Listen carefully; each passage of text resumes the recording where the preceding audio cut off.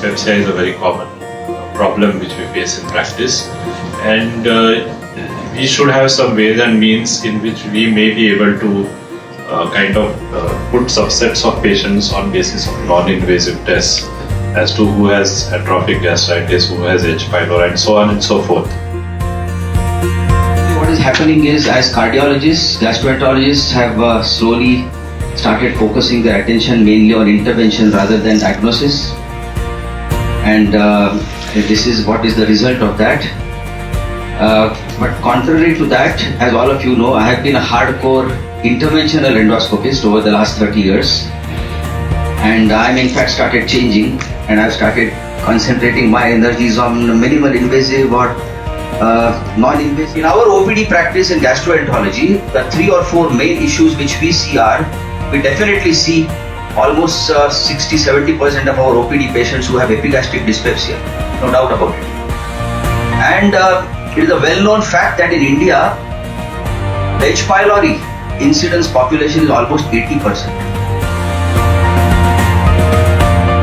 Not being diagnosed in time, and with a country as vast as ours, doing endoscopy as a screening procedure is virtually impossible.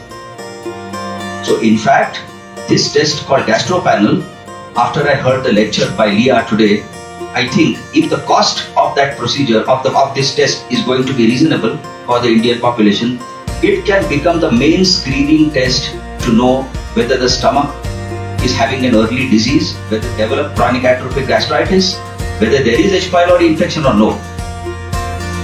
Not only that, but measurement of H. pylori antibodies can be sometimes probably give us a much better idea about H. pylori infection, because once chronic atrophic gastritis develops and once there is intestinal metaplasia, which is the next step, H. pylori bacteria cannot survive in the stomach. So even if you do an endoscopy and take a biopsy, you will not get a positive H. pylori, rapid urease test, but you may get positive antibodies if you do the blood test of GastroPanel.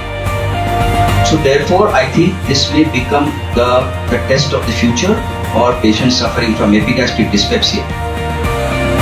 So the point is that I discussed with the HSI leaders from the world, and there we decided that we will form a HSI initiative in India, which will also be like an NGO. I remind you, and as from what I gathered from today's talks, is that this is just the tip of an iceberg.